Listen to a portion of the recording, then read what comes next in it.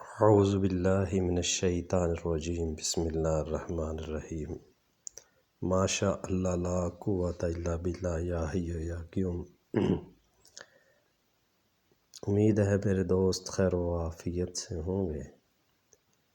میرے دوستو، میرے ایک دوست نے مجھے بڑا سٹریس کیا، بڑا مجبور کیا کہ آپ نے پچھلی پوسٹ میں شنگرف اور ورقیہ کو مصفح کرنے کا طریقہ ذکر نہیں کیا۔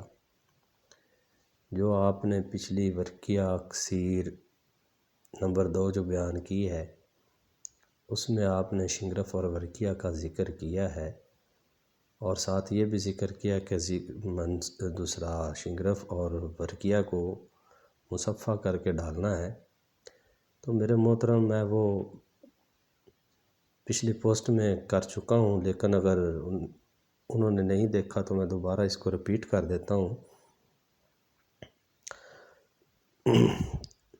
لیکن میں یہ بات دوبارہ یہ آپ کو آگاہ کرتا چلوں کہ محترم، یہ عمل پوائزن ہے، زہر ہے۔ اپنی صحت، اپنی زندگی اور اپنے اہل و عیال کو سب سے پہلے ان کے بارے میں سوچنا ہے، پھر ہم نے اپنے پریکٹیکل کی طرف جانا ہے۔ تو اپنے آپ کو، اپنی صحت کو، اپنے جیون ساتھی اور اولاد کے لیے جو ہے وہ آپ قیمتی خزانہ ہے۔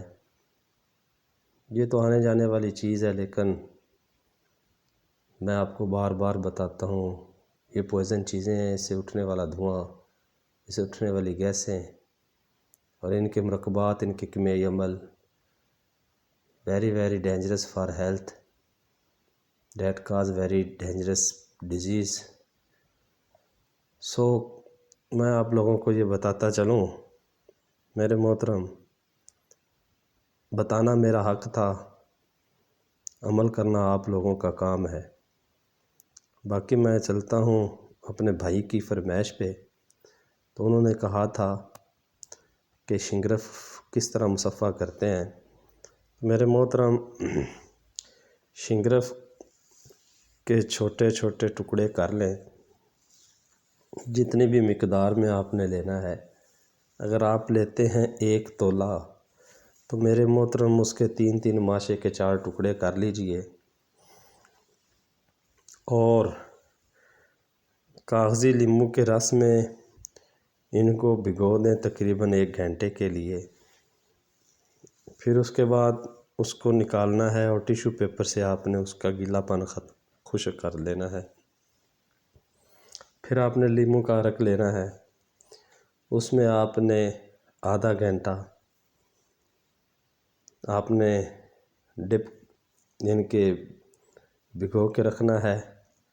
اس کے بعد اسے پھر آدھے گھنٹے بعد نکالیں گے، ٹیشو سے خشک کریں گے، 5-10 منٹ کے لیے ہوا میں رکھیں گے۔ یہ عمل آپ نے 3 سے 5 دفعہ آپ نے یہ عمل کرنا ہے، تو آپ کی یہ 6 عمل ہو گئے۔ پہلا عمل یہ تھا جس میں آپ نے گھنٹہ کیا ہے۔ دوسرا عمل جو ہے میرے محترم، وہ آپ نے آدھے گھنٹے کے 4 عمل کرنے، تو یہ میرے محترم آپ کے 5 عمل مکمل ہوئے۔ جب آپ آخری بار اس کو نکالو گے تو ماشاءاللہ لا قوت الا باللہ، وہ آپ کی شنگرف مصفح صاف ہو چکی ہوگی۔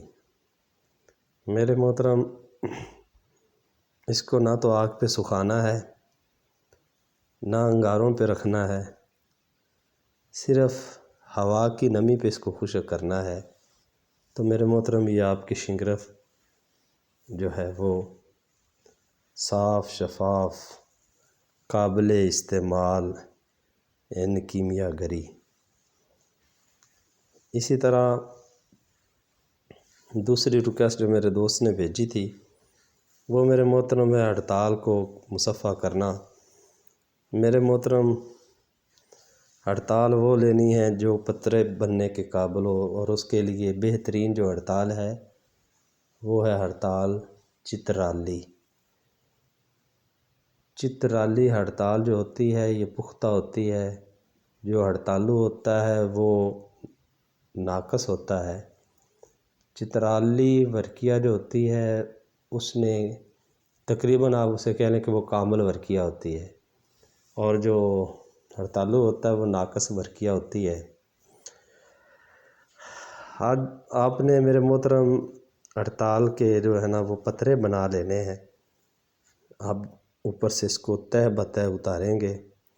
ان پتروں کو آپ نے ایک پوٹلی میں باندھ کر، ایک روغنی ہانڈی میں، جس میں کانجی بھر کر آپ نے پوٹلی ڈال کر ایک پیر تک پکانا ہے۔ ایک پیر کا لفظی معنی ہوتا ہے 6 گھنٹے۔ میرے محترم، یہ آپ کا ایک عمل ہوا روغنی ہانڈی کا۔ دوسرا جو ہے وہ عمل یہ ہے کہ وہاں سے نکالنے کے بعد آپ نے 1 کلو چونا لینا ہے، انبوجا چونا، اور اس میں آپ نے تقریباً 1 کلو پانی ڈال دینا ہے۔ اب اس پانی کو آپ نے روغنی ہانڈی میں رکھ کے، تو وہ جو پوٹلی آپ کی ہڑتال ورقیہ کی ہوگی، جو آپ نے کانجی میں سے نکالی ہوگی، وہ اس میں لٹکا دیں۔ اس کو 4 پہر تک پکائیں۔ 4 پہر کا مطلب ہو گیا کہ 1 دن مکمل۔ ہلکی ہلکی نیمی نیمی آگ پہ اس کو پکانا ہے۔ خیال رہے کہ اندر جو اس کا پانی ہے وہ آپ کا ابلنے نہ پائے۔ تو میرے محترم، جب 4 پہر مکمل ہو جائیں، اس کو وہاں سے نکالیں، اس کو خشک کریں۔ تو میرے محترم، یہ آپ کی ہڑتال مصفہ ہڑتال ہوگی، جو قابل استعمال ہے کیمیا گری میں۔ میرے محترم، یہ تھی 2 ریکویسٹیں جو میرے دوست احباب نے مجھے میرے چینل پہ مجھے کہیں کہ آپ شنگرف کو اور ہڑتال ورقیہ کو کس طرح تصفیہ کر کے مصفہ کرتے ہیں۔ تو میرے محترم، اس کے ساتھ ساتھ میں ایک اور چیز کا بھی اضافہ کرتا چلوں کہ دار چکنا جو ہے اس کو بھی ہم کس طرح مصفہ کرتے ہیں۔ یہ آج میں اپنی طرف سے ایک اضافی نوٹ دے رہا ہوں۔ آپ نے ایک کپڑا لینا ہے، سوتی کپڑا، اس پہ آپ نے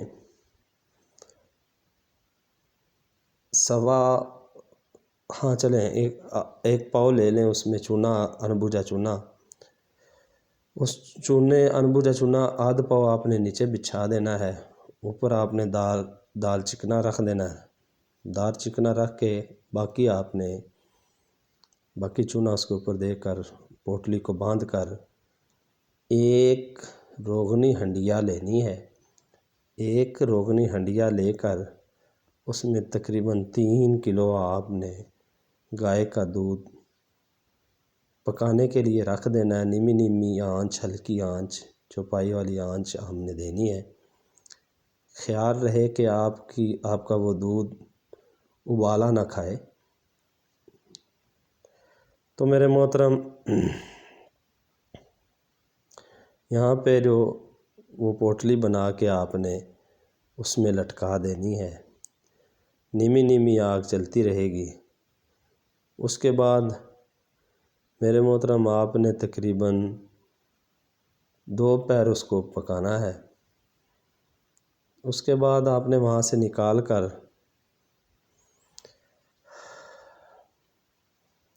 اتریفل کا پانی جو ہوتا ہے میرے محترم، اتریفل جو ہے یہ ایک جڑی بوٹی کا نام ہے۔ اتریفل کا پانی آپ نے لے لینا ہے، اس کو مصفہ کر لینا ہے، مقطر کر لینا ہے۔ مقطر کرنے کے بعد اپنے ایک اور روغنی ہانڈی میں اس کو ڈال کے کم از کم 1 کلو پانی ہو، اس میں آپ نے رس کپور کو دار چکنا کو آپ نے لٹکا دینا ہے۔ دار چکنا جو ہے وہاں پہ 1 پیر آپ پکائیں گے، اس کو آپ باہر نکالیں، ٹیشو پیپر سے اس کا گلا پن صاف کریں، خشک کریں۔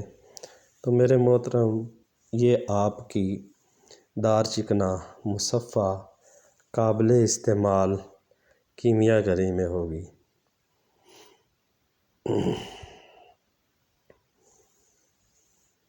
اسی طرح یہ دار چکنا تھا۔ اب آتا ہے آگے رس کپور۔ رس کپور جو ہے یہ بھی میرے محترم پوائزن ہے۔ شنگرف گندک پارا وہی پوائزن ہوتی ہے، ہڑتال حرکے بھی میرے محترم پوائزن ہوتی ہے، دار چکنا بھی پوائزن ہے، رس کپور بھی پوائزن ہے۔ رس کپور کی جو ہے وہ صفا کرنے کی تدبیر میرے محترم کچھ اس طرح ہے کہ رس کپور کی 1 تولہ کی ڈلی لے کر میرے محترم منڈی کے پتوں کے ساتھ جو 1 پاؤ کے قریب ہو، منڈی ایک پودا ہے، اس کے اپنے پتے لینے ہیں میرے محترم، 1 پاؤ پتے لے لینے ہیں، اس کو میرے محترم کوٹنا ہے۔ کوٹ کے آپ نے حکے کے پانی میں جو کم و بیش 1 کلو پانی ہو اس میں آپ نے ڈال دینا ہے، اور آپ نے اس 1 تولہ ڈلی کو ایک پوٹلی میں باندھ کر اس میں 2 پہر پکائیں گے تو میرے محترم اسے باہر نکالو گے تو میرے محترم وہ آپ کا رس کپور مصفہ قابل استعمال کیمیا گری میں ہوگا۔ اسی طرح میرے محترم میں نے دوست احباب کے کہنے پر شنگرف اور ہڑتال ورکیہ کے ساتھ ساتھ میں نے یہ بھی سوچا کہ میں نے پچھلی پوسٹ میں دار چکنا رس کپور کو مصفہ کرنے کا عمل نہیں بتایا، تو میں آپ کو یہ بھی بتا رہا ہوں دار چکنا اور رس کپور کو کس طرح مصفہ کرنے کے بعد ہم اس کو کیمیا گری میں استعمال کرتے ہیں، حکمت میں استعمال کرتے ہیں۔ آگے میرے محترم انشاءاللہ اللہ عز و جل کے حکم اور اس کے فضل سے انشاءاللہ چند اور بھی تدابیریں ہیں جو میں انشاءاللہ آپ کو بتاؤں گا۔ اچھا، وہ ایک عمل ہے، میرے دوست نے مجھے ریکویسٹ کی، وہ ریکویسٹ یہ ہے کہ سمبل فار جو ہوتا ہے وہ قائم کس طرح ہوتا ہے، اگر وہ قائم ہو جائے تو وہ کام کیسے کرتا ہے، کس کس دھات پہ وہ عمل کرتا ہے اور اس کے کیمیا گری میں کیا فوائد ہیں۔ میرے محترم اچھا سوال کیا، بہت کیمسٹری کیمیا گری میں بہت اہمیت کا عمل ہے سمبل فار سینکھیا۔ میرے محترم سمبل فار جو ہوتا ہے اگر یہ قائم ہو جائے، سمبل فار، تو میرے محترم یہ مس اور کلی پر طرح کرتے ہیں۔ سمبل فار کو مس مصفہ کیا ہو یا کلی مصفہ کی ہو اس پر طرح کرتے ہیں، یہ اس کا استعمال کرنے کا طریقہ ہے۔ اب آگے چلتے ہیں کہ سمبل فار کو قائم کیسے کرتے ہیں، جسے ہم سمبل فار کا قیام کہتے ہیں، قیم النار کہتے ہیں۔ تو میرے محترم سمبل فار قائم کرنے کے لیے شورا قائم ایک عمدہ چیز ہے۔ شورا یعنی کہ کلمی شورا ایک عمدہ چیز ہے سب چیزوں میں سے جو سمبل فار کو قائم کر سکتی ہے، اور وہ شورا جو ہڈی کے ذریعے سے قائم کیا گیا ہو،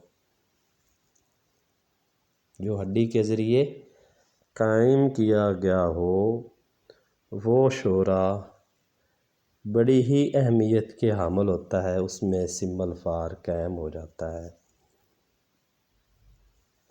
یا اگر آپ نمک قائم تیل ہو یا نمک قائم کا دابو ہو، اس میں بھی سمبل فار آپ کا قائم ہو جاتا ہے، لیکن سب سے عمدہ جو ہے وہ ہڈی سے جو ہے وہ شورا قائم شدہ سے سمبل فار قائم ہوتا ہے۔ تو میرے محترم یہاں پہ ایک سوال اٹھتا ہے کہ وہ کون سی ہڈی ہوتی ہے اور اس کی ترکیب کیا ہے۔ شاید میری پچھلی پوسٹ میں میرے ایک دوست نے انڈیا سے یہ سوال کیا کہ ڈاکٹر صاحب ہمیں ہڈی والا قلمی شورا قائم کرنے کا طریقہ بتائیں۔ تو میرے محترم اس نے بہت ہی اچھا سوال کیا، جبکہ یہاں اس چیپٹر پہ سمبل فار قائم کرنے میں اس کا ذکر ہے کہ جو ہے قلمی شورا ہڈی والا بڑی اہمیت کا حامل ہے، اس میں سمبل فار ہمارا قائم ہو جاتا ہے۔ تو میرے محترم ہڈی جو ہے یہ بہترین جو ہڈی ہے وہ ہاتھی کے دانت ہیں، اور ہاتھی کے دانت جو ہیں یہ بہترین دابو ہے، بہترین آپ کا یہ بہترین ہنڈیا کہہ لیں جس میں کہ قلمی شورا قائم ہو جاتا ہے۔ حضرات گرامی، قلمی شورا جو ہے اس کو ہاتھی دانت جو ہے وہ آپ کا کم و بیش آدھا کلو ہاتھی دانت ہو تو میرے محترم آپ کا قلمی شورا برادہ دانت ہو، اس میں آپ آدھ پاؤ جو ہے قلمی شورا رکھ کر اس کو 1 کلو کی آگ دیں گے۔ پھر اس کو ٹھنڈا ہونے پر وہی گلے حکمت ہوگی، آپ نے دوبارہ پھر اس کو جیسے مکمل ٹھنڈا ہو جائے، ہاتھ لگانے سے اس کی تپش، اس کی گیس وغیرہ محسوس نہ ہو، تو میرے محترم دوبارہ آپ نے 1 کلو کی پھر آگ دے دینی ہے۔ یہ میرے محترم آپ نے 3 عمل کرنے ہیں۔ جب آپ اس کو کھولو گے 3 کلو کی آگ دو گے، جب آپ اس کو کھولو گے تو وہاں پہ بھی احتیاط برتنا ضروری ہے۔ اس سے اٹھنے والی گیس میرے محترم دمے کا سبب بنتی ہے، سانس کے مسائل کو جنم دیتی ہے۔ تو آپ نے یہاں پہ میرے محترم گلوز، ماسک اور پروٹیکٹیو آپ نے گلاسز کا استعمال ضرور کرنا ہے۔ تو میرے محترم یہاں پہ جب آپ باہر نکالو گے ہاتھی دانت کو الگ کر لینا، بیچ میں چرک شدہ آپ کا قلمی شورا سفید رنگ کا آپ کو حاصل ہوگا، مصفہ اور اعلیٰ کوالٹی کا قائم قلمی شورا حاصل ہوگا۔ اب چلتے ہیں، اس سے آگے والا سٹیپ یہ ہے کہ وہ ہاتھی دانت سے قائم شدہ قلمی شورا 1 پاؤ لے کر 1 چھٹانک سمبل فار۔ اب یہاں پہ وہ قائم شدہ قلمی شورے کا ہم دابو بنا رہے ہیں۔ ایک ہم کٹھالی میں رکھ کے، ایک کجی میں رکھ کے آدھ پاؤ نیچے دے دیں گے، بیچ میں 1 چھٹانک سمبل فار رکھ کے اوپر باقی ماندہ ہم قلمی شورا ڈال کے گیلے حکمت کر کے خشک کریں گے۔ جب وہ خشک ہو جائے تو میرے محترم اس کجی کو آپ نے آدھ سیر سرخ کوئلوں میں رکھ دینا ہے۔ آپ نے کوئلوں کو آگ دینی ہے، جب اس میں سے مکمل کوئلے لال سرخ ہو جائیں تو میرے محترم آپ نے اس میں کوئلوں میں یہ رکھ دینا ہے۔ جب یہ آپ کا عمل ہو جائے تو اس میں سے آپ ٹھنڈا ہونے کے بعد اسے نکال لیں تو میرے محترم آپ کو سمبل فار چرخ شدہ قائم حاصل ہوگا۔ میرے محترم اسی طرح 1 تولہ اگر آپ سمبل فار کو لیتے ہو، 2 تولہ قلمی شورا قائم کو لے کر گلے حکمت کر کے اگر ایک صحرائی اوپلوں کی آنچ دیں تو میرے محترم وہ آنچ جب 1 کلو ختم ہو رہی ہو تو آپ نے 1 کلو اوپلے صحرائی اوپلے آپ نے اس کے پاس مزید رکھ دینے ہیں، اور یہ یاد رکھیں کہ 1 کلو سے زائد آنچ نہ آئے، اور جب وہ آپ 2 عمل کر چکے ہوں، 2 کلو کی آگ اوپلوں کی آگ دے چکے ہوں، تو میرے محترم اس کو آپ کجی کو ہٹائیں، اس کو باہر ٹھنڈا کریں، اور جب آپ اس سے نکالیں گے میرے بھائیوں، سمل فار ہے، پوائزن چیز ہے جو آپ کی بینائی کو سلب کر سکتی ہے، آپ کی قوت سماعت کو ڈینجرس ہے، تو میرے محترم وہ آپ کی چرخ شدہ کیم ہوگی اور وہ سبز رنگ کا نکلے گا۔ میرے محترم، یہ سمل فار کو قائم کرنے کا طریقہ تھا جو میں نے اپنے دوست احباب کو شیئر کر دیا۔ باقی احتیاطی تدابیریں آپ نے خود ہی کرنی ہے۔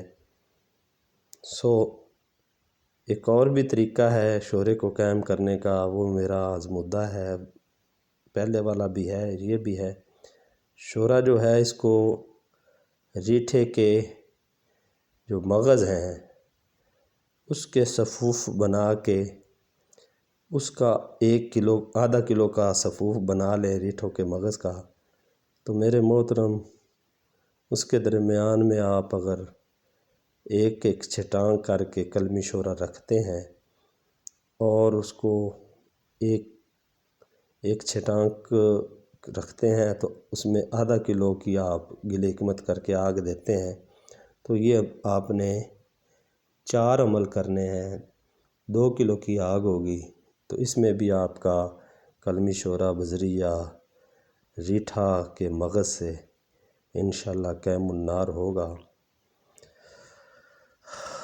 تو میرے محترم یہ تھا میرے آج کا ٹاپک۔ میرے دوستوں نے مجھے کہا، مجبور کیا، تو میں نے سمل فار کا بھی بتا دیا، ہڈی سے قائم جو ہے وہ کلمی شورا وہ بھی بتا دیا، شنگرف کو تصفیہ، برقیے کا تصفیہ، اور ساتھ دار چکنا رس کپور کا بھی بتا دیا۔ اللہ رب العالمین آپ کا حامی و ناصر ہو۔ السلام علیکم ورحمۃ اللہ وبرکاتہ۔ یا حی یا قیوم۔